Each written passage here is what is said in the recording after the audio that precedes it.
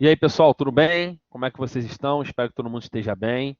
Estamos começando aqui mais uma outra etapa da aula, mais um outro vídeo, entrando aí com medicamentos que são extremamente utilizados na clínica, que são os medicamentos diuréticos. Antes de falar dos medicamentos propriamente ditos, a gente tem que ter noção de onde eles vão estar atuando. Então, os diuréticos são medicamentos que vão estar atuando diretamente lá no leito renal. Onde, Bruno? Controlando um pouco disso que a gente acabou de conversar na outra parte da aula, no outro vídeo, quando eu falei da fisiologia cardíaca. Então, é importante lembrar que o nosso rim, né, ele é formado por algumas estruturas. Dentre essas estruturas, né, temos os cálices renais, temos as artérias renais, as veias renais, e dentro dessas estruturas nós temos o néfron. Bruno, o que é o néfron? O néfron ele é uma unidade funcional crucial para o processo todo de filtração renal. É nele que acontece tudo isso. O néfron, nós temos em torno de quase, 2,6 milhões de néfrons, e esse néfron ele é dividido, em duas partes renais. 85% dele está na parte cortical renal e 15% na região justa medular, no espaço aqui entre a medula. Então a gente tem aqui, ó, néfron, uma parte grande aqui na parte cortical, uma parte na região justamedular, aqui é a mesma coisa. Aqui já é o nosso ureter, que vai estar coletando de várias estruturas de néfron, a urina filtrada. O néfron ele é composto de quê? A região glomerular, do glomérulo, ele é composto por uma cápsula, que é a cápsula de Bowman dentro do glomérulo, túbulo proximal, alça de Henle e tubo distal. E ducto coletor. A gente vai estar conversando sobre essas estruturas, porque são estruturas extremamente importantes para o processo de retirada de volume do sangue. E vocês vão entender um pouquinho que nessa retirada de volume de sangue a gente tira muitas coisas que são importantes para o nosso organismo, para o nosso sangue, que devem ser devolvidas. Por isso que o leito renal ele trabalha constantemente, tá bom? Então a gente tem aqui um desenho esquemático mostrando uma região de néfron. Néfron seria essa parte toda branca aqui. Tá? Ó. Aqui seria o nosso glomérulo.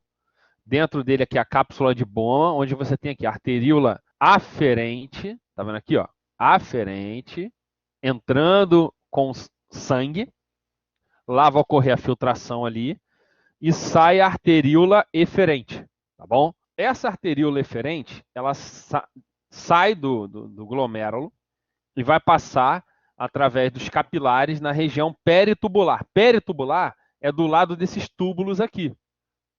Vocês vão ver que tem uma importância, tá? A região do néfron, ela é dividida, como eu disse para vocês, glomérulo, que é essa parte aqui, cápsula de Bowman, que está aqui dentro, túbulo contorcido proximal ou túbulo proximal, que é próximo da cápsula de Bowman, alça de Henle, que é essa alça aqui, e túbulo distal, distal da cápsula de Bowman. E isso tudo vai desencadear no túbulo coletor ou ducto coletor, que é o ducto coletor do ureter para chegar até a bexiga com a urina. Então, como que eu faço para estar retirando coisas do sangue para formar a minha urina? A principal maneira que a gente faz é através da filtração glomerular, que acontece aonde? Filtração glomerular no glomérulo. Essa filtração glomerular ela tem uma pressão em torno de 10 milímetros de mercúrio. A pressão glomerular que acontece na cápsula, ela é de 18 milímetros de mercúrio. A pressão no glomérulo é de 60 e a pressão oncótica é de 32. Então a gente faz esses processos aqui para ocorrer a filtração lá na região do glomérulo. Eu só tenho esse tipo de maneira de excretar, de eliminar as coisas através da urina? Não. Eu posso estar fazendo secreção tubular, que é feita através da onde? Desses capilares aqui, ó, peritubulares. Então vai ter uma proteína que pega alguma coisa do sangue e joga no túbulo. E da mesma maneira que eu posso retirar as coisas do sangue e jogar no túbulo, eu posso fazer um movimento contrário. Fazer um movimento de voltar do túbulo para o sangue, que é o que a gente chama de reabsorção tubular. E com isso a gente vai estar formando a nossa urina. Então, a nossa urina ela nada mais é do que um ultrafiltrado de coisas.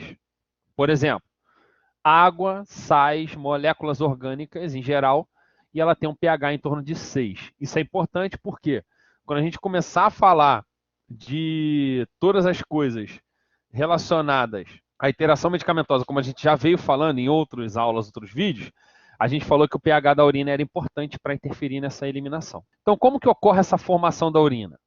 Filtração glomerular, o que mais é importante, vamos dizer assim, para a formação da urina. A gente tem a reabsorção e a secreção tubular também participando diretamente nisso. Como que eu analiso a característica da eliminação renal? A gente tem algumas coisas que a gente pode estar analisando que me dão a informação das características de eliminação renal. Posso analisar a creatinina, glicose e a presença de aminoácidos. Bruno, como que é feita então a eliminação e a filtração glomerular? A gente forma primeiro o que a gente chama de ultrafiltrado. O que é esse ultrafiltrado? É aquela urina filtrada rápida no início, para retirar um volume. Aonde que a gente vê isso aqui? Aqui no glomérulo. Então, olha aqui, ó, arteríola aferente, chegando com sangue ultra concentrado, cheio de bolinha. Aqui é a região do glomérulo, onde tem a cápsula de Bowman, e a filtração ocorre aqui, né, do glomérulo para a cápsula de Bowman, através de células chamadas de podócitos que funcionam como se fosse uma peneira. Então, vou estar filtrando, olha as bolinhas saindo aqui da arteríola eferente e entrando na cápsula de Bowman. E aqui é que eu vou formar o que a gente chama de ultrafiltrado. A formação de urina ela acontece, né, de 1 ml por minuto, tá, da urina final, sendo que no ultrafiltrado, lá no início, a gente filtra 120 ml por minuto. Então, olha quanto que você filtra. 120 ml por minuto. Então, na filtração glomerular, a gente tem uma filtração grande de um volume de urina, formando o que a gente chama de ultrafiltrado, aquela urina primária, mas no final, só vou formar quanto de urina? 1 ml. Então, praticamente aí 99% da urina que é filtrada volta. Por quê? A gente tem no túbulo proximal uma reabsorção, então vai voltar no túbulo proximal praticamente 70% do que foi filtrado. Bruno, então eu acho isso uma lógica meio burra. Por que eu filtro isso tudo, sendo que vai voltar? Você filtra para poder eliminar água, para eliminar eletrólitos, para eliminar coisas. Então você tira muita coisa para reduzir o volume e o que foi importante volta. 65% no túbulo proximal, 25% na alça de Henle. Então, o ultrafiltrado é essa primeira filtração que ocorre aqui na região da cápsula de Bowman e túbulo proximal. Aqui nessa figura é bem legal porque ela mostra que somente serão filtradas moléculas que têm um tamanho de até 7 kilodaltons ou até 70 kilodaltons que são filtradas com dificuldade e que devem passar pelos podócitos. Então tem tamanho e tem carga. Por quê? A membrana basal aqui que faz essa divisão entre o sangue e a urina, ela tem carga negativa. Então vai filtrar coisas que são positivas, cátions. Então a gente vai filtrar cátions. Quando os cátions vêm, olha a setinha, a água vem. E lembra que a gente conversou lá atrás que medicamentos não são eliminados através da urina se eles estão ligados a proteínas plasmáticas? Está aqui, ó. Olha que a proteína plasmática aqui, essa estrutura marrom, não passa. Por que ela não passa? Porque ela tem um tamanho grande, então não filtra porque ela tem um tamanho grande. Então, essa figura mostra, né, de maneira esquemática, um ultrafiltrado de urina, ó. Urina primária, 180 litros filtrado. Então, dos 180 litros filtrado, quanto que eu vou realmente excretar? 1 litro. Então, 99% volta. Para quê? Para eu poder concentrar as coisas que eu quero excretar e o que eu preciso que foi filtrado no ultrafiltrado volta porque ele é importante. Tem algumas coisas que a gente pode estar mexendo com essa filtração, tá, gente? Então, existem coisas que podem reduzir essa filtração e coisas que podem aumentar essa filtração. Então, dentre as coisas que vão reduzir a filtração, a gente tem diabetes, porque você vai hiperconcentrar e vai dificultar a excreção, né, a filtração, hipertensão e cálculos renais. Então, são 3 condições que realmente dificultam a filtração glomerular. E elas vão fazer também o quê? se elas estão dificultando a eliminação, né, da urina, o que vai acontecer? Elas vão influenciar diretamente na pressão arterial também, né? Claro, a hipertensão já influencia na pressão arterial, mas a diabetes também podem vir a influenciar na pressão arterial. Outras coisas também influenciam nessa filtração glomerular. Então, olha aqui, ó. Norepinefrina, epinefrina, endotelina, tá? E angiotensina. Reduzem as três primeiras e a angiotensina pode ser que não reduza. Tá? Mantém, vamos dizer assim, mantém. Mas as três primeiras reduzem, então influenciam na filtração. A angiotensina, ela, vamos dizer, ela freia a redução. Já o óxido nítrico e a prostaglandina, elas aumentam a filtração. Então a gente tem aqui, ó, hormônios e substâncias que podem reduzir a filtração, não só doença, tá? Mas também aumentar a filtração. Bruno, você falou da filtração glomerular, você falou da secreção tubular, e a secreção ela vai acontecer nos capilares peritubulares. A gente vai falar da secreção um pouquinho mais para frente, tá? Porque ela está diretamente relacionada à reabsorção, tá bom? E não vão ser todas as coisas que vão ser secretadas. A maioria das coisas vão ser filtradas. Mas o que é importante a gente conversar agora? É importante a gente conversar agora sobre a reabsorção, porque o saldo de eliminação de urina é o saldo de quanto você filtra e quanto você reabsorve. Então, quando a gente fala de reabsorção, a gente tem a reabsorção que acontece nos túbulos e elas vão acontecer praticamente 99% do que você filtra volta. Então, por exemplo, existem algumas coisas que são importantes da gente poder dosar para saber se eu estou conseguindo filtrar direito ou não. Porque elas têm valores. Por exemplo, em média, com alimentação saudável, 180 gramas de glicose que é filtrada é reabsorvida. Ou seja, 100% da glicose que você filtraria, você reabsorve. Vamos lá. Bicarbonato, 4.320 miliequivalentes, eu só excreto 2. Sódio, 25.560, eu excreto 150. Cloreto, 19.440, excreto 180. Potássio, 756, excreto 92. Ureia é uma coisa que é legal da gente prestar atenção. 46,8, eu excreto a metade. Creatinina, 1,8 grama, excreto tudo. Opa, aqui está uma das coisas importantes para dosarmos a atividade renal, que é o quê? Creatinina. A creatinina, tudo que é filtrado é excretado. Ou seja, se você dosar creatinina na urina e der em torno de 1,8, está normal. Se der maior, quer dizer que você está filtrando muito, porque você está produzindo muita creatinina. Se der menos de 1,8, quer dizer que você não está conseguindo filtrar o normal. Ou seja, você tem algum problema na filtração, você tem algum problema lá no rim. Então, a creatinina é um ótimo marcador de filtração glomerular, porque 1,8 tem que sair. Deu menos de 1,8, quer dizer que o paciente tem alguma dificuldade de filtração glomerular.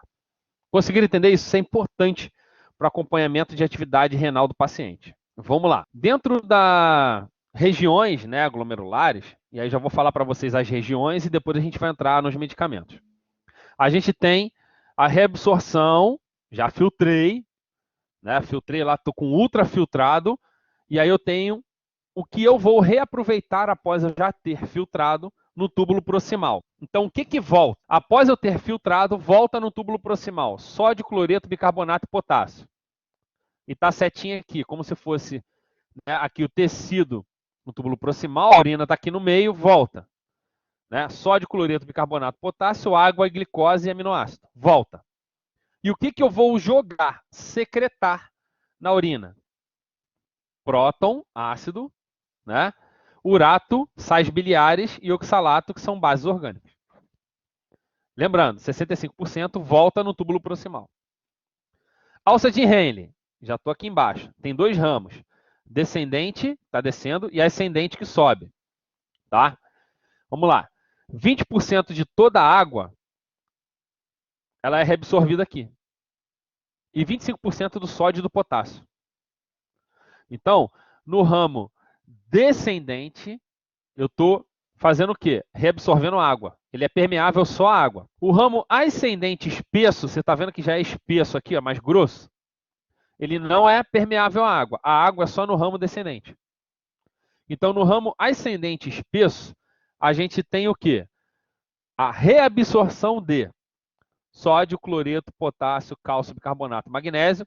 E o que eu jogo na urina? Secreto, próton. Por isso que o pH dela vai ficando mais ácido. Porque eu vou eliminando próton. E aqui não volta a água, tá, gente? Só volta os eletrólitos. Ducto coletor e túbulo distal. Então, túbulo distal já é aqui e ducto coletor é essa região finalzinha aqui. Então, ó, túbulo contorcido distal, né? TCD. O inicial é onde tem aquela região do aparelho justo-glomerular, que a gente interpreta a pressão e produz renina, e tem o segmento final dele, que já é a região, né, do ducto coletor. Então, vamos lá. Túbulo distal inicial, ele reabsorve sódio, cloreto, cálcio, magnésio. E na reabsorção de sódio, a gente tem a atividade da renina, que vai ser controlada pela aldosterona. A aldosterona, que é um produto da estimulação da produção de renina. Já no ducto coletor, né, eu gosto de falar que a última chance de você reabsorver qualquer coisa é água. Então, o que eu vou reabsorver aqui no ducto coletor? Ducto coletor eu vou reabsorver sódio e cloreto, água, mas essa água que eu vou reabsorver no ducto coletor é por causa da vasopressina, ou hormônio chamado de ADH, bicarbonato, potássio, e vou excretar o próton. No ducto coletor medular, que é lá embaixo, é a minha última chance de todas, né? Mas geralmente não tem na região medular quase nenhuma reabsorção, a não ser de ureia e água, tá? Até porque lá você já tem a tua urina praticamente formada, a urina final, e você só pode reabsorver no máximo 10% de água. Então, quase não tem reabsorção de água ali naquela região final. Uma dessas coisas que vai ter influência, né, sobre o volume de água e de eletrólitos é o que a gente chama de osmolaridade. Osmolaridade do líquido extracelular, ou seja, concentração de soluto, principalmente o quê? Sódio. E isso vai interferir na minha atividade renal. Por quê? Se eu tenho uma grande quantidade do meu líquido extracelular de sódio, quer dizer que eu tenho mais soluto do que solvente. Então, o que vai acontecer? Eu preciso ingerir água ou fazer com que a água volte com o hormônio antidiurético, o ADH, ou também chamado de vasopressina. Quando eu tenho pouco sódio, ou seja, a osmolaridade está baixa, quer dizer que eu tenho mais água do que soluto. Então, eu vou ter que aumentar essa excreção de água. Ou seja, eu tenho menos atividade do hormônio antidiurético. Então, com isso, eu vou estar fazendo esse controle. Bruno, quando que eu percebo essa osmolaridade? Está aqui, ó. Lembra lá do controle de pressão arterial rápido, que tinha lá os baroceptores e tinha aquela região do nervo glossofaríngeo? A gente tem o controle dos baroceptores. Mas em uma outra região do nosso cérebro, eles recebem informação tanto do arco da aorta quanto dos seios carotídeos, que é a região do núcleo do trato solitário. E o que essa região ela vai estar interpretando? Ela vai estar dosando, medindo, observando a osmolaridade. Ou seja, está muito concentrado ou pouco concentrado.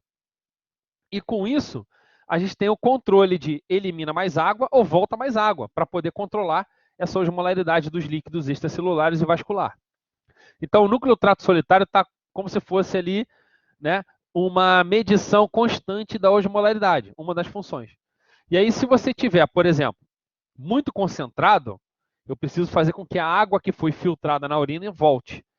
E nesse momento, o que acontece? O núcleo do trato solitário estimula o hipotálamo e do hipotálamo vai sair a vasopressina, ou o ADH, que é um hormônio antidiurético. O que esse hormônio faz, Bruno? É bem legal. Lá na região do túbulo distal, olha aqui, ó, glomérulo está aqui, proximal, alça de Henle, distal e ducto coletor. É aqui que acontece todo o mistério, né? Toda a mágica do ADH, da vasopressina. Ele vai chegar aqui e ele vai induzir o quê? Volta a água para o sangue. Por quê? Está muito concentrado e eu preciso diluir esse sangue com água. E como que ocorre esse processo de volta da água? Está aqui o mecanismo da vasopressina ou hormônio antidiurético, ADH. Então, chega aqui a vasopressina, chega lá no ducto coletor. Olha cá, luz do ducto coletor. Aqui está a urina, do lado esquerdo. Do lado direito, está chegando através do sangue o hormônio. Ele vai chegar até a célula do ducto coletor. E lá na célula do ducto coletor, você tem o receptor V2. Por que ele é V2, Bruno? V2 de vasopressina. Tá? Então, esse receptor V2, ele vai ser estimulado pela vasopressina. E o que vai acontecer? A vasopressina, estimulando o receptor V2, ela faz com que vesículas com aquaporinas, olha o nome, gente, aquaporina. O que é uma aquaporina? É um poro para passar água. Essas vesículas com aquaporina vão encher de poros a luz do ducto coletor. Ou seja, aonde que está a urina, que está cheio de água, eu vou encher de poros para pegar de volta a água. E aí, com isso, eu colocando esses poros aqui, essas aquaporinas aqui na região da luz do ducto coletor, onde está a urina, a água que estava na urina consegue voltar. Então, ela faz o quê? A água estava aqui na urina, ela volta através do canal de aquaporina e ela vai ser incorporada de novo no meu líquido extravascular, no meu sangue.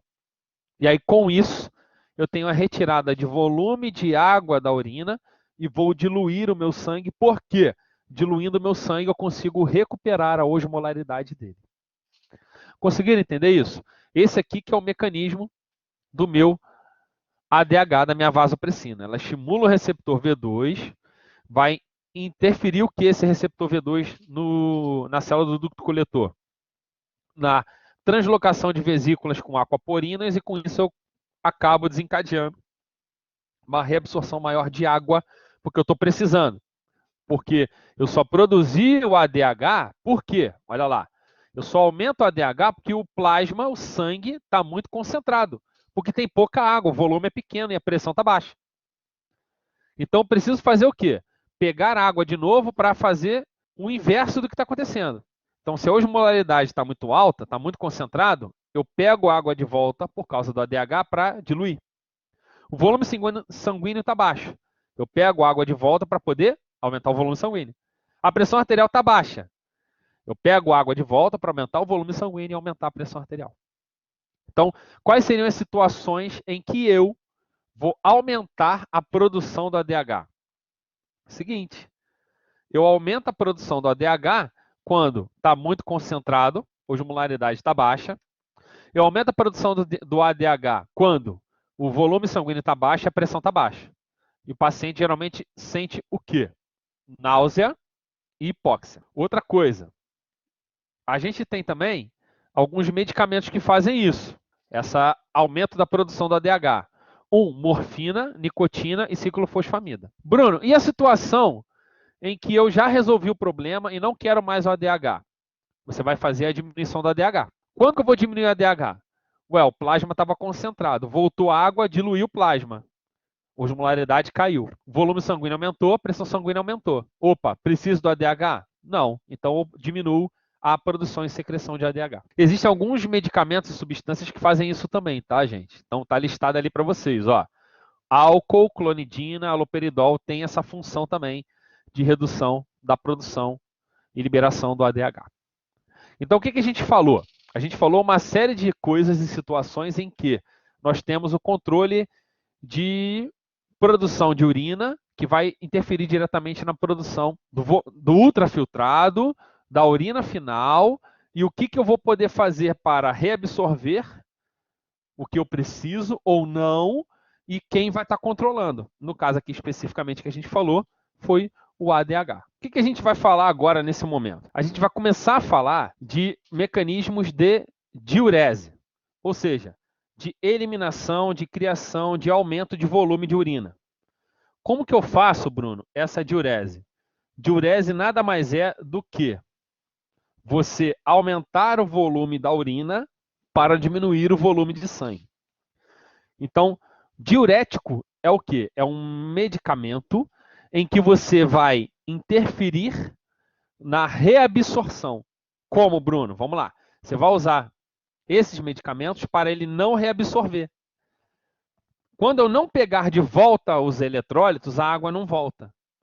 Então, se a água não volta, eu não tenho um aumento da pressão arterial. Então, a pressão arterial, ela cai. Então, em que situações clínicas que a gente deveria ou vai utilizar o diurético?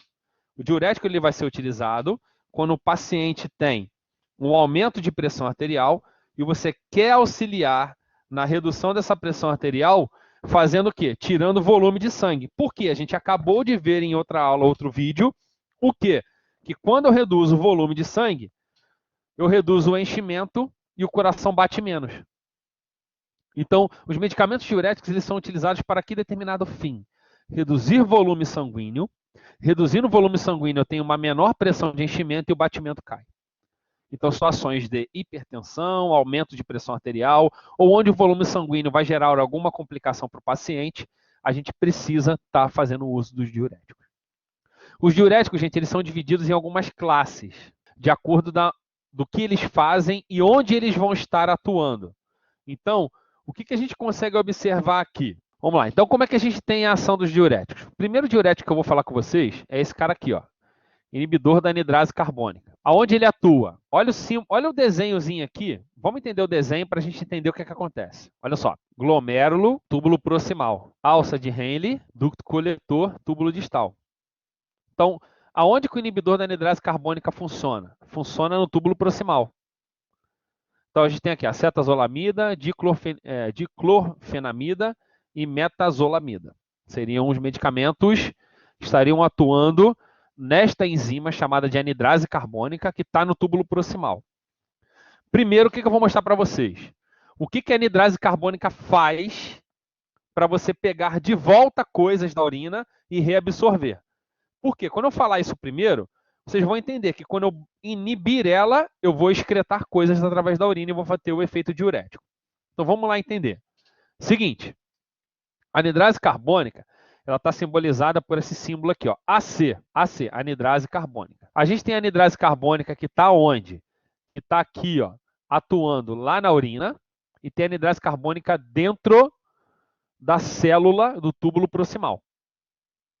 Ok? Então, como que a anidrase carbônica funciona? Primeiro, a gente começa aqui, nessa anidrase carbônica aqui do lado esquerdo. Tá? A anidrase carbônica é uma enzima que ela faz atividades de juntar, vamos dizer assim, substâncias e desmontar essas substâncias. Como? A anidrase carbônica, ela pega água e gás carbônico e junta os dois. A anidrase carbônica pega água e gás carbônico e junta os dois, formando ácido carbônico. E a anidrase carbônica faz o quê? Ela pega o ácido carbônico e quebra no meio, formando água e gás carbônico, água e CO2. Então ela faz tanto o movimento de juntar os dois e formar o ácido carbônico, como o movimento contrário, de dissociar o ácido carbônico e formar água e CO2. Ok? Então vamos lá. Na sua urina, você filtrou, na sua urina, bicarbonato e hidrogênio. Ok? Você filtrou bicarbonato e hidrogênio. O que vai acontecer? A anidrase carbônica, ela vai estar atuando em cima do ácido carbônico. Como que eu formo o ácido carbônico na urina, Bruno? Você juntou o bicarbonato com o seu hidrogênio, com o seu próton, e juntou os dois e formou o ácido carbônico. Tendo o ácido carbônico, a anidrase carbônica que está lá na luz do túbulo proximal vai fazer o quê? Vai dissociar esse ácido carbônico em água e CO2. O que acontece com essa água e CO2? Eles vão voltar, porque eles são facilmente reabsorvidos. Então, vou conseguir reabsorver água e CO2 para dentro da célula do túbulo proximal. Até aqui conseguir entender, só me dá um ok para eu poder continuar. Então, revisando. Filtrei bicarbonato e próton, eles se juntam, formam um ácido carbônico e a anidrase carbônica vai lá e dissocia o ácido carbônico em água e CO2. Água e CO2 voltam para a célula do túbulo proximal. Dentro da célula do túbulo proximal, eu tenho de novo uma anidrase carbônica. E o que ela faz?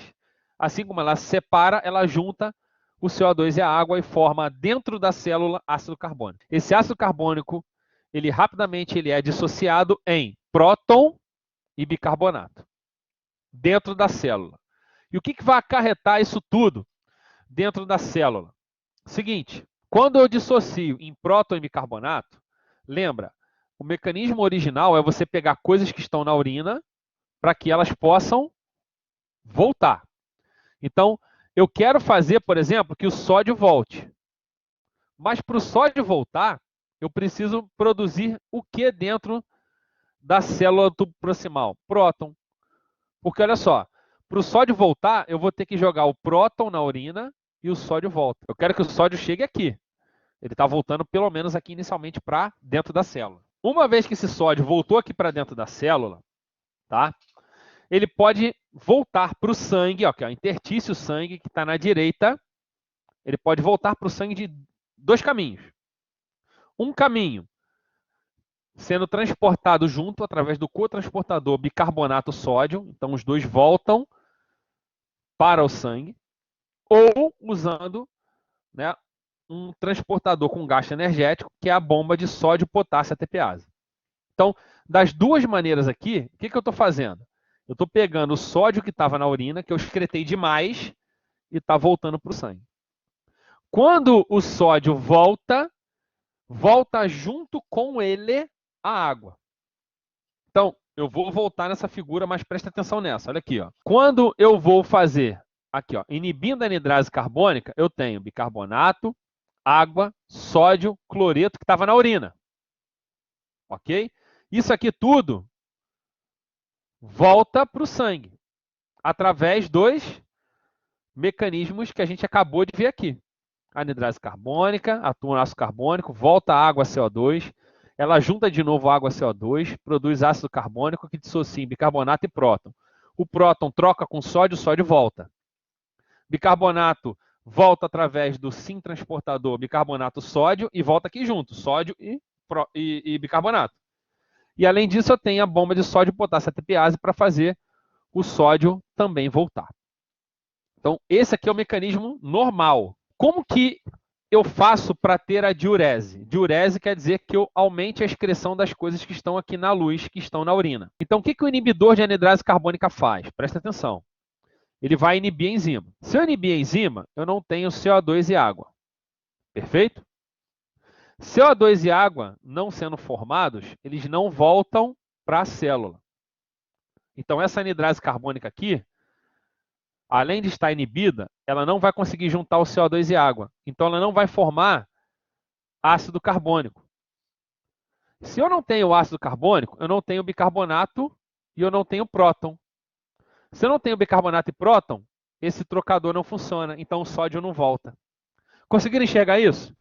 Então, tá vendo como é que o mecanismo de inibição desta enzimazinha aqui vai desencadear o quê, gente? Então, estou mexendo aonde?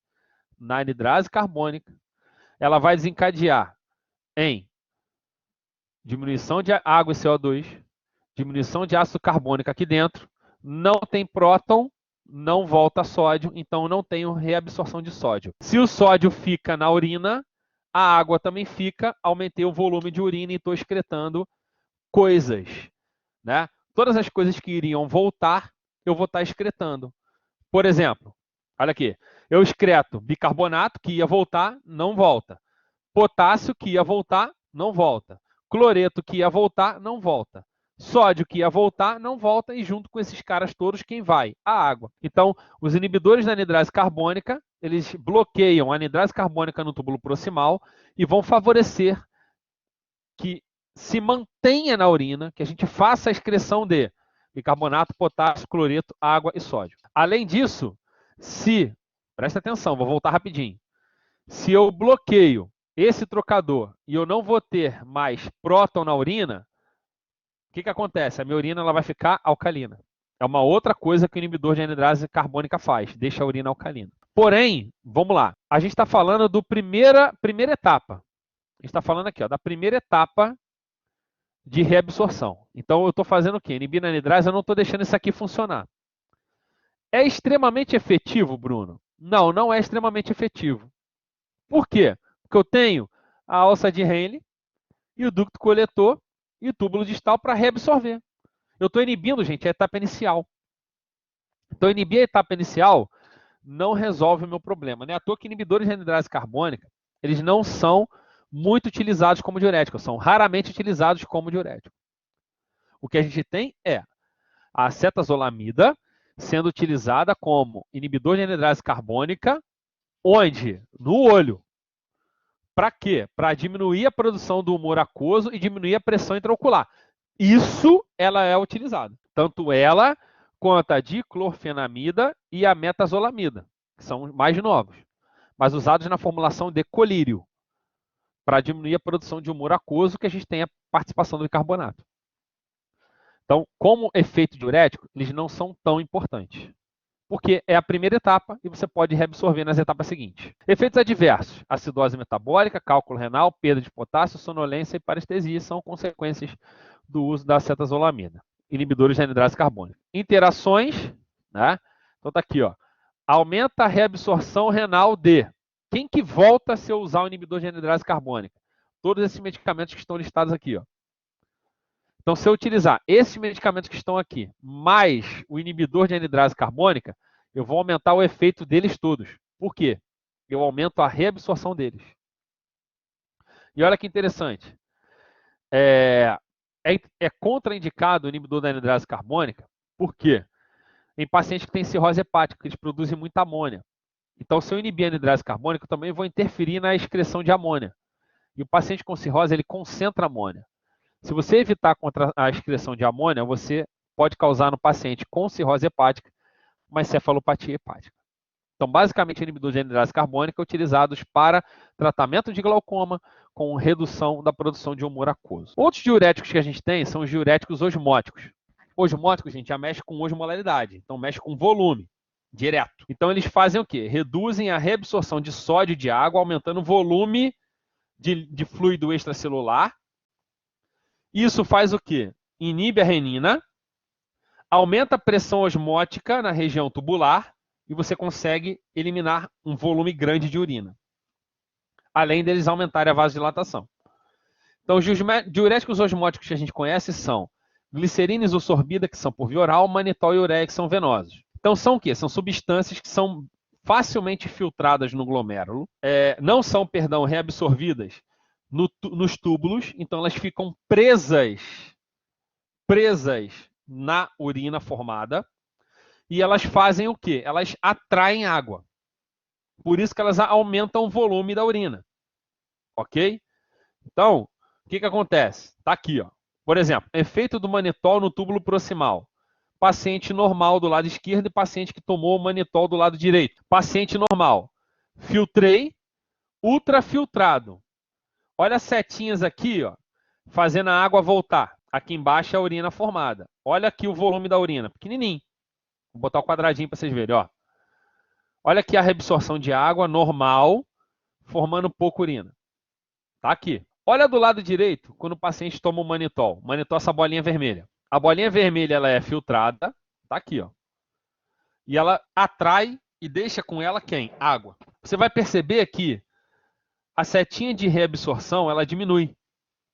Então, eu diminuo a reabsorção nos túbulos, porque os diuréticos osmóticos ficam aprisionados na urina formada. E olha o volume de urina formado aqui no final. Eu consigo eliminar mais urina, porque eles, por estarem na região tubular, mantém junto a eles a água, e com isso você diminui o volume de reabsorção de água, aumentando a excreção de água, não só de água, mas também de eletrólitos. Então, o diurético osmótico ele atua nos túbulos todos, fazendo o quê? Aumentando a excreção, ou seja, aprisionando na urina não deixando ser reabsorvido quem? Sódio, magnésio, água, cálcio, cloreto, potássio, bicarbonato e fosfato. Então, o uso do diurético osmótico é para você reduzir muito rápido o volume de sangue. Com isso, você ter o efeito diurético. Bruno, em que situações eu uso bastante? Está aqui, ó. Uso bastante em situações de edema, quando o paciente está edemaciado. Então, pessoal, a gente consegue observar nessa figura aí o quê? Um rim, uma região que está com edema, está vendo as células e o líquido extracelular. Deixa menos volume de água no sangue, concentrando esse sangue. Quando ele passa lá pelo rim, a gente filtra e vai excretar. Mas o líquido está preso entre as células. O paciente está com edema. O que a gente faz quando a gente usa o diurético osmótico? Você injeta ou dá por via oral ou injeta na veia do paciente. E aí, essas maior quantidade de bolinhas verdes que seria o meu diurético osmótico, ele vai atrair a água que está no espaço extracelular para o sangue. Então, ele mobiliza o fluido. Isso, você vê a setinha está mais grossa aqui, ó. Chega mais volume lá no rim. O diurético ele é filtrado. Olha a setinha que ficava de água aqui, porque voltava muita água. Olha a setinha aqui. Quando eu filtro com o diurético é filtrado, ele suga a água, né? Puxa a água para ele e essa água vai sendo eliminada através da urina. Olha aqui a largura da artéria com o volume de sangue e olha aqui a largura que fica com o diurético. Você diminui o volume sanguíneo. E é rápido, tá, gente? Na verdade, os diuréticos osmóticos, eles são praticamente utilizados em situações específicas, tá bom? Como, por exemplo, paciente com edema no cérebro, edema cerebral. Quando eu tenho um edema cerebral, posso usar o diurético osmótico. Para redução da massa cerebral antes e pós a cirurgia. Reduzir a pressão intraocular. Não é tão utilizado, mas é um efeito transitório. Tratamento de oligúria ou anúria. Oligúria é você urinar pouco e anúria é urinar quase nada. Tratamento de insuficiência renal aguda. O paciente não consegue filtrar muito bem, você pode forçar essa diurese com o diurético osmótico. Então, em cirurgias cardiovasculares, tratamento do câncer, né, que tem medicamentos que atuam lá no rim e podem estar desencadeando essa insuficiência renal, a gente pode estar utilizando o diurético osmótico. Porém, eles causam um problema, que é o quê? Esse volume extracelular transitório. Bruno, como assim? Olha aqui, líquido intracelular. Aqui está o sangue, plasma. Aqui é o líquido intracelular. O diurético está onde? Está no plasma. Então, ele está atraindo o líquido intracelular para o plasma. Só que você tem um meio do caminho. Então, ele está atraindo, ele atrai primeiro para essa região extracelular, para depois atrair para o plasma. Isso pode desencadear o que a gente chama de expansão de volume extracelular transitória. Isso para um paciente que tem insuficiência cardíaca é muito ruim, porque é um camarada que ele já tem um problema de contração cardíaca, o coração dele está fraco. Você mudar o volume extracelular transitoriamente, isso pode gerar uma descompensação nesse paciente. Hipernatremia, se aumenta muito os níveis de sódio. E desidratação são problemas do diurético osmótico. Contraindicação. Situações em que a gente deveria pensar muito antes de usar ou que não é indicado utilizar. Mannitol e ureia em paciente com sangramento não é interessante. E glicerina não é interessante com paciente que tem hiperglicemia, que tem diabetes, né? Que vai estar aumentando aí os níveis de glicose. Mas são diuréticos utilizados em situações mais pontuais, né? Mais emergenciais. Os diuréticos que são mais utilizados, que têm alta potência, são os diuréticos de alça. Por quê? Os diuréticos de alça, eles vão estar fazendo um aumento da excreção de sódio, magnésio, água, cálcio, cloreto, potássio e hidrogênio. Então, ele tem alta potência por quê? 25% do que é filtrado vai ser reabsorvido aqui. Então, vamos lá, Bruno, não, vou lá no túbulo proximal e não deixei reabsorver. Lá é 65%. Mas nas outras regiões você pode pegar tudo de volta. Aqui não, aqui você mexe de maneira consideravelmente com volume sanguíneo, porque 1/4 do volume volta daqui. Então, se eu interferir aqui, eu vou interferir pelo menos em 1/4 de volume sanguíneo. Porque 25% do que é reabsorvido é aqui. Como que ocorre o efeito do diurético de alça? Então, de novo, eu vou falar como acontece normalmente, para eu falar, ó, vou mexer aqui e aí não vou reabsorver. Então, primeiro eu vou mostrar como é reabsorvido, para depois mostrar como que é o efeito do diurético. Então, vamos lá. O que a gente está vendo aqui? Ó? Luz do ramo ascendente espesso medular. Urina do lado esquerdo. Do lado direito, sangue. Urina do lado esquerdo, sangue do lado direito. Então, como que eu vou reabsorver tudo lá na região do ramo ascendente? Seguinte, você tem na urina, ó, sódio, cloreto e potássio. Você reabsorve junto. Olha aqui esse transportador. É um cotransportador de sódio, potássio, cloreto. Então, quando eu faço isso, eu vou aumentar dentro da célula sódio, cloreto e potássio. Ok? Esse potássio, ele pode sair por um transportador de potássio para a urina. Bruno, por que o potássio volta então? Ele volta só para poder puxar junto com ele o cloreto e o sódio. Mas após ele voltar, ele é de novo secretado na urina. Então, vamos lá. Potássio, cloreto e sódio voltaram, aumentaram aqui. Só que o potássio está voltando para a urina. Bruno, e o cloreto? Volta para o sangue. E o sódio que está aqui? O sódio, eu tenho uma bomba, um trocador, que é a sódio-potássio ATPase, que vai pegar o sódio que estava aqui e jogar o potássio para cá. Ah, mas eu vou aumentar muito potássio na célula. Não, olha aqui ele voltando para a urina. Então, o mecanismo real, original, tradicional de reabsorção é você reabsorvendo o cotransportador sódio, cloreto, potássio, aumentou eles aqui, o potássio volta para a urina, o cloreto é reabsorvido e a sódio-potássio ATPase pega o sódio de volta. Bruno, como que o diurético de alça funciona? O diurético de alça ele vai aqui, ó. Bloqueia o cotransportador sódio, potássio, cloreto. Se ele bloqueia, não volta sódio, potássio, cloreto. Se não volta esses caras aqui, nenhum desses aqui vão funcionar corretamente. Então não tem a reabsorção, eles continuam onde? Continuam aqui, ó, na luz do espaço ascendente medular, na urina, e aí junto com eles a gente tem a água sendo excretada. Então, ó, bloqueia o cotransportador de sódio, potássio, cloreto, inibe a reabsorção de água, diminui a diferença de potencial de membrana. Ah, isso aqui também é importante. Olha só, as cargas positivas estão voltando. Por quê? Porque essa diferença de potencial, eu tenho muitos íons positivos na urina e menos no sangue. Então, no sangue você tem uma carga parcial negativa e na urina você tem uma carga parcial positiva.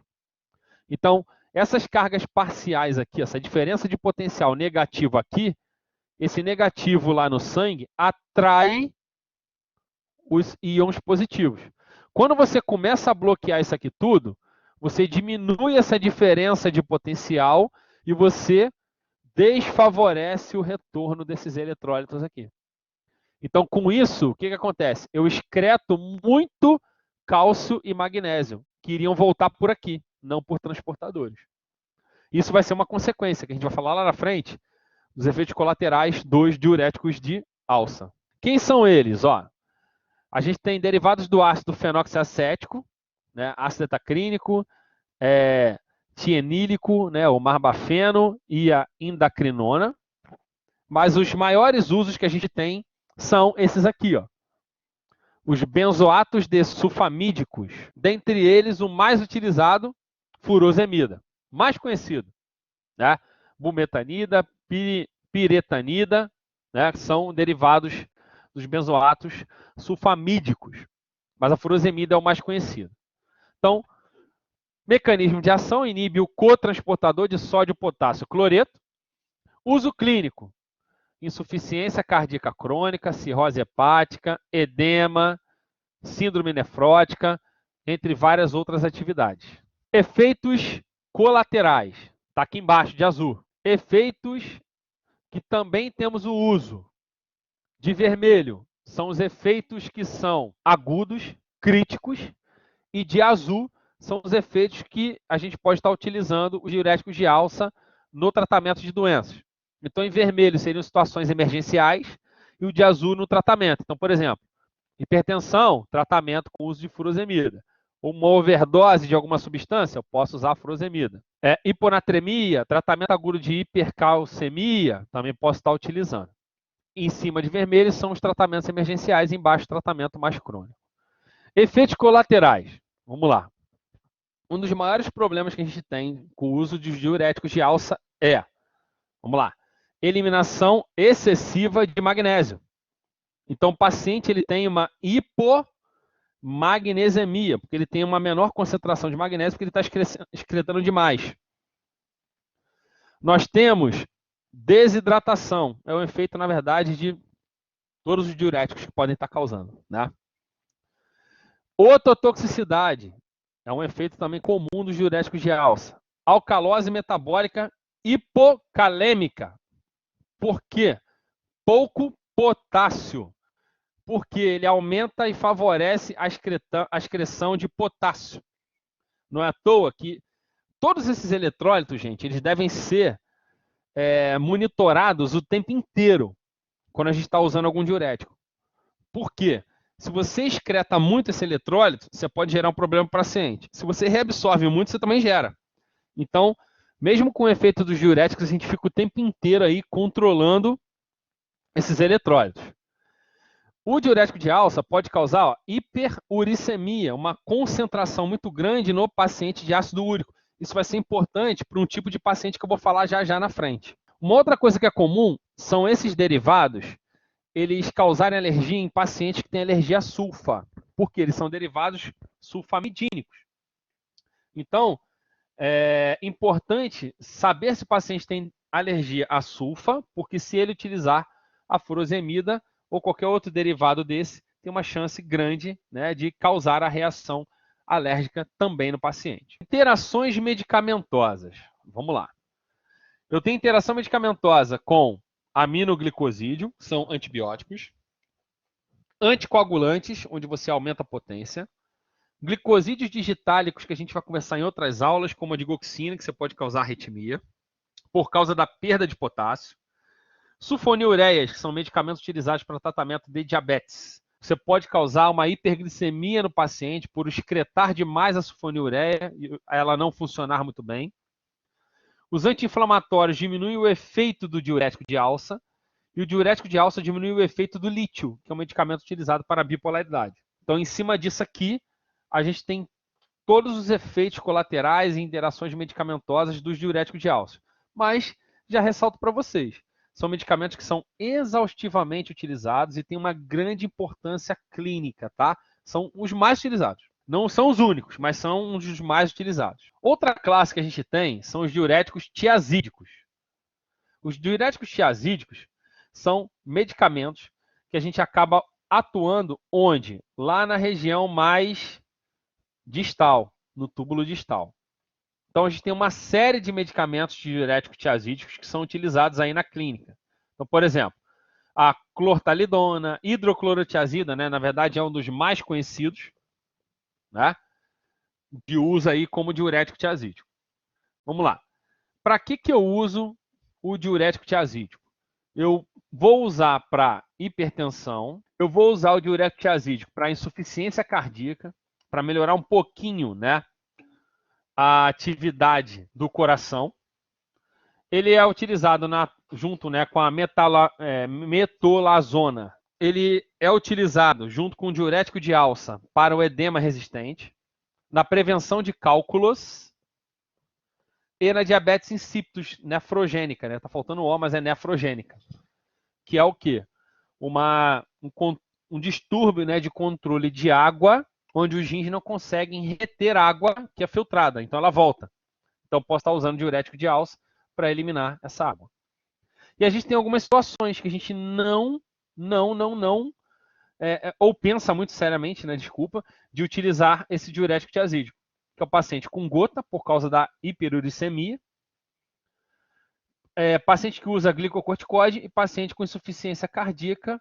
Vai depender do nível. Quando a gente tiver aula de insuficiência cardíaca, vocês vão entender um pouco muito bem isso. Vai depender do tipo de paciente, em que situação que ele está da insuficiência cardíaca.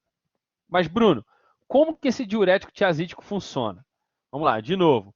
Primeiro a gente vai ver o quê? Primeiro nós vamos ver como que lá no túbulo distal voltam as coisas, como ocorre a reabsorção, tá? Então vamos lá. Primeiro, o que acontece? Eu tenho a atividade da sódio-potássio ATPase tirando o sódio de dentro da célula. Então primeiro acontece aqui. Tirei o sódio da célula, eu tenho pouco sódio aqui e mais na urina. Então volta da urina sódio e cloreto nesse cotransportador sódio cloreto. Essa reabsorção pelo cotransportador sódio cloreto vai aumentar os níveis de sódio aqui dentro e a bomba troca pegando o sódio de volta. Bruno, outra coisa que acontece também no túbulo distal é a reabsorção de cálcio. Como que acontece isso? Eu reabsorvo o cálcio diretamente, porque tem um captador de cálcio, aumento o cálcio aqui dentro da célula e ela tem um trocador. Que trocador é esse? Trocador cálcio, cálcio volta para o sangue e o sódio é eliminado. Então, esse trocador, ele só vai funcionar se tiver pouco sódio dentro da célula. Então, esse trocador só funciona se tiver pouco sódio dentro da célula. Então, onde que o diurético tiazídico vai estar funcionando? Aqui, ó. Eu vou reabsorver sódio e cloreto, aumentei sódio e cloreto aqui, e essa bomba vai pegar o sódio e vai jogar de volta para o sangue. Diminuiu os níveis de sódio, vou trocar sódio com cálcio para poder reabsorver o cálcio. O diurético tiazídico faz o quê, gente? Bloqueia esse cotransportador. Esse cotransportador bloqueado, você não vai aumentar os níveis de sódio aqui dentro. Se você não aumenta os níveis de sódio, você não tem atividade desse trocador. Então você não reabsorve sódio. Bruno, mas e o cálcio? Ué, se você não aumenta os níveis de sódio aqui, você favorece a reabsorção do cálcio. Então o que acontece? Paciente que usa diurético tiazídico, ele não reabsorve sódio, mas ele continua reabsorvendo cálcio. Ou seja, não influencia na reabsorção de cálcio. E isso aí é importante porque existe um grupo de pacientes que precisa muito do cálcio, gente, numa idade da vida deles. Que são quem? Os idosos. Não é à toa que os diuréticos tiazídicos são muito utilizados por pacientes idosos. Porque para eles é importante a reabsorção de cálcio. E o diurético tiazídico ele não mexe com a reabsorção de cálcio. Só de sódio, de cloreto e de potássio. Tudo bem? Então, é importante isso aqui, a gente lembrar, porque o cálcio é importante para o idoso. Então, o diurético tiazídico ele é muito utilizado em idosos para manter a manutenção da reabsorção de cálcio e controle de pressão arterial. Então, está aqui um pouquinho da estrutura, né, atividade dos diuréticos tiazídicos. Tá? A gente só tem substituições aqui nos radicais. Então, tem a clortiazida, flumetiazida, benzotiazida e vários outros derivados, né? Hidroclorotiazida, ciclopentiazida e vários outros. Os mais conhecidos é a clortalidona e a hidroclorotiazida, né? Então tá aqui a clortalidona, uma das mais conhecidas que tem a estrutura um pouquinho diferente. Então os diuréticos tiazídicos atuam onde, gente? Lá no túbulo distal, vão bloquear aquele cotransportador sódio cloreto. É isso, ó, cotransportador, vamos lembrar. Sódio, cloreto, ele bloqueia aqui, bloqueia a reabsorção de sódio. Porém, ó, excreta, porque não reabsorve. Sódio, potássio, próton, água.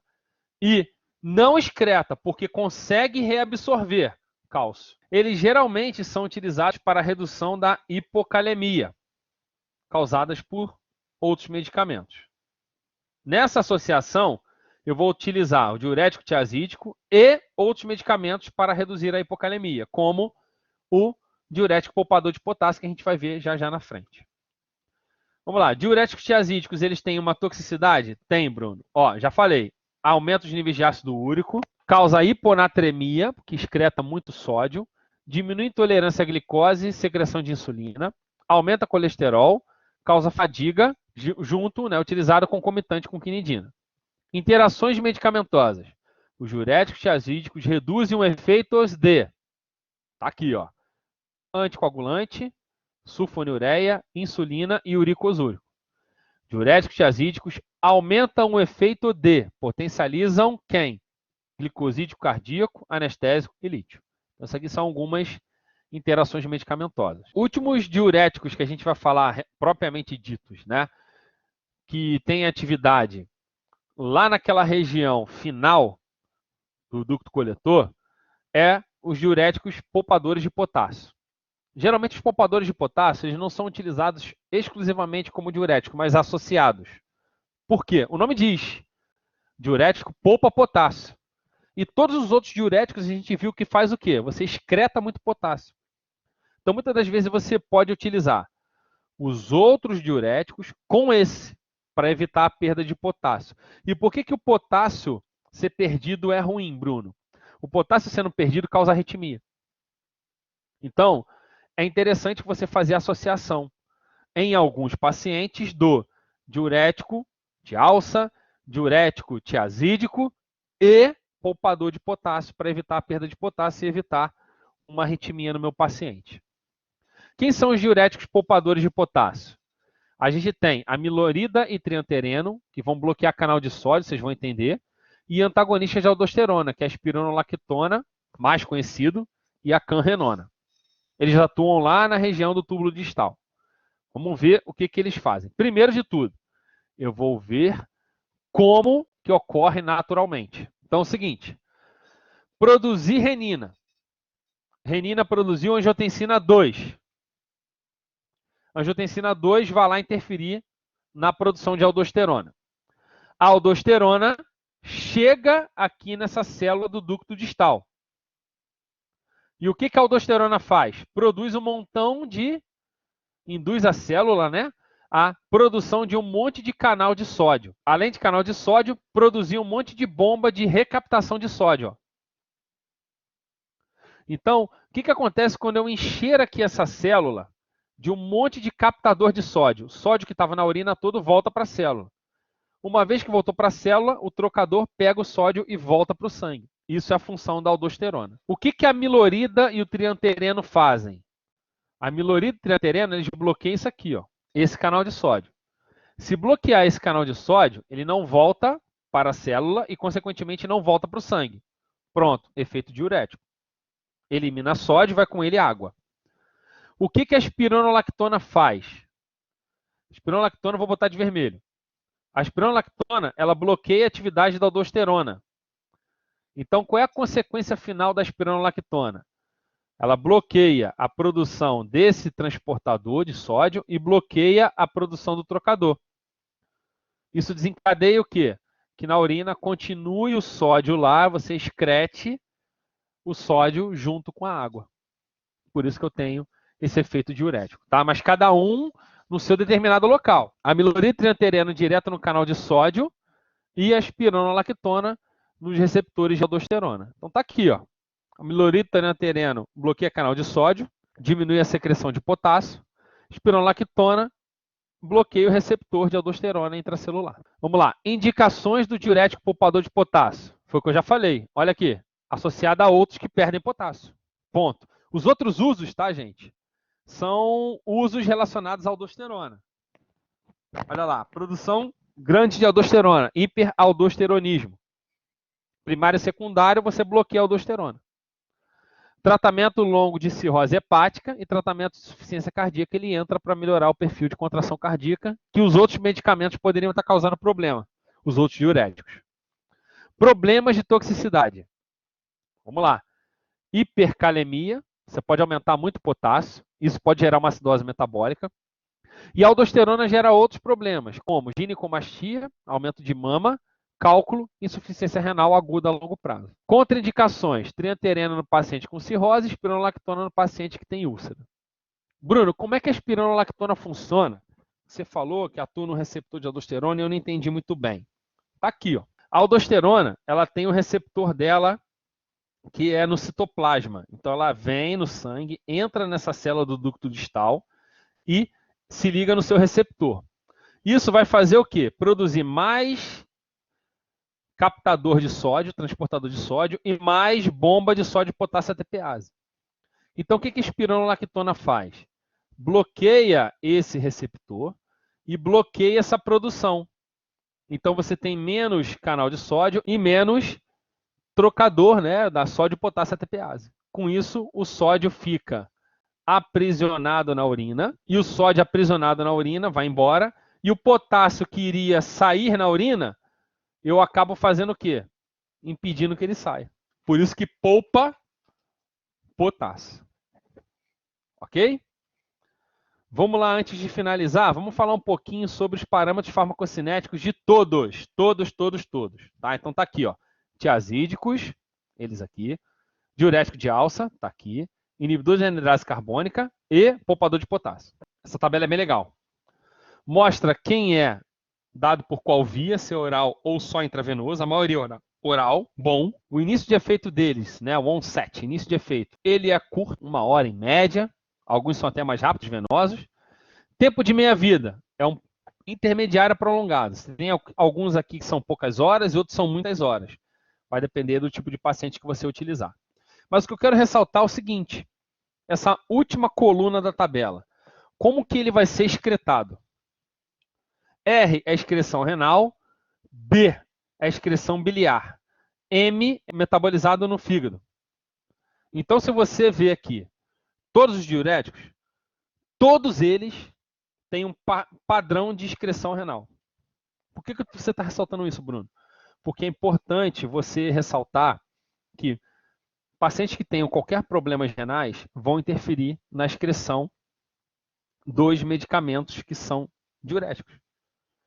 E a maioria deles tem um M, ou seja, tem metabolismo hepático. Então, pacientes com insuficiência hepática, a gente vai ter uma grande atenção com o uso desses medicamentos. Por quê? Porque o paciente ele pode concentrar esses medicamentos e aumentar a potência diurética. Então, isso aqui seriam os parâmetros farmacocinéticos importantes. Só para não deixar passar, vamos lembrar de um medicamento que existe, que atua lá naquele hormônio ADH, lá no finalzinho, que forma a aquaporina, a gente tem medicamento que atua lá. É o conaviptana, que é venoso, ou tolvaptana. Além deles, nós temos a demeclociclina. Então, seriam os 3 medicamentos que são antagonistas do ADH. Antagonistas de vasopressina. Tá bom?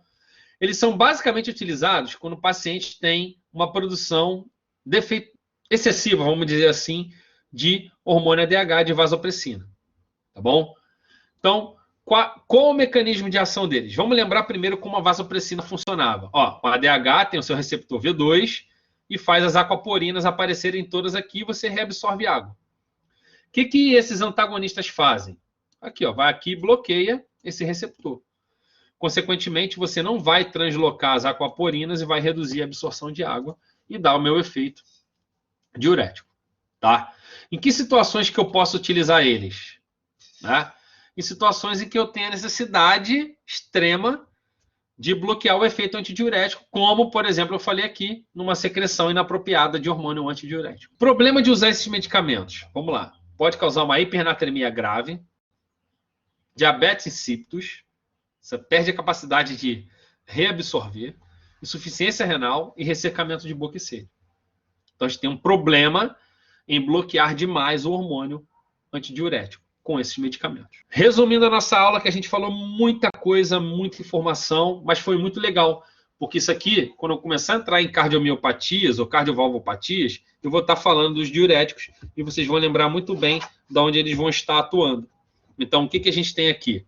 A gente tem um desenho esquemático mostrando para vocês o túbulo proximal, alça de Henle, ramo descendente e ascendente, duto contorcido distal e duto coletor. E em cada um deles tem lá uma janelinha falando dos medicamentos e se tem o efeito diurético bom, ruim, e o que ele pode estar fazendo de diferente. Então tem um resumão aí de algumas coisas que a gente conversou. Óbvio, não tem tudo, né? Mas tem muitas coisas. Por exemplo, a cetazolamida é o cara do momento do túbulo proximal. Então, a gente está vendo aí, ó. Cetazolamida inibe a anidrase carbônica, propriedade diurética fraca. Ponto, tá aí a informação. Ramo ascendente, bumetanida, furosemida, torzemida e ácido etacrínico. Ó, diurético de alza que inibe o cotransportador sódio potássio cloreto no ramo ascendente, resultando na retenção de sódio, cloreto e água dentro do túbulo, não volta. Eles são os mais eficazes.